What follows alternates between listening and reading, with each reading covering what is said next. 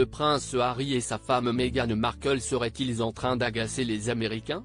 En tout cas, si est le message que la série South Park a voulu leur faire passer le 15 février dernier, avec le dernier épisode de la 26e saison. Dans celui-ci, les personnages principaux rencontrent le couple, présenté comme le prince et la princesse du Canada, et sont très fortement agacés par un trait de leur comportement que beaucoup leur ont déjà reproché ces derniers temps, clamé qu'ils veulent vivre loin des médias. Mais tout faire pour obtenir leur attention, à grand renfort de livres, de séries et d'interviews. Lassés de cela, et d'entendre parler d'eux, les personnages n'hésitent pas à y aller fort. Ça me rend complètement fou. Je ne peux plus d'entendre parler d'eux, mais je ne peux pas leur échapper, ils sont partout, assène notamment Kyle avant que Craig ne lui réponde, mais on n'a rien à secouer d'un prince débile et de sa stupide femme.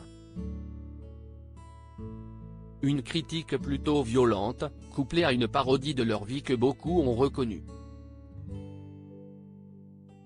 En effet, dans la série, le couple se rend notamment à l'enterrement de la reine du Canada, référence aux obsèques de la reine Elisabeth le 19 septembre dernier. Et à leur arrivée, ils sont hués par le reste de la famille royale qui n'a pas aimé leur dénigrement. On espère cependant que le prince William, sa femme, et ses cousins notamment se sont conduits de manière plus classe lors du retour du prince Harry à Londres. Mais ce n'est pas tout, les créateurs de la série, qui regorgent d'idées pour se moquer du fils cadet de Charles III, l'imaginent arrivant sur un plateau de télévision en brandissant des pancartes. Arrêtez de nous regarder et nous voulons de l'intimité. Et lorsque l'on voit leurs très nombreuses interviews dans les médias pour parler de leur haine des médias, on ne peut que comprendre. Une tournée mondiale de la vie privée.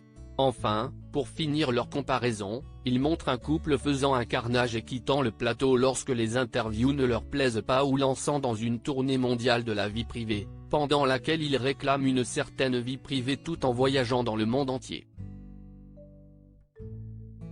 Difficile de ne pas comprendre la référence au couple princier, qui fait réunir le suspense sur sa présence au prochain couronnement et exigerait des excuses de la famille royale, que celle-ci refuserait de leur donner.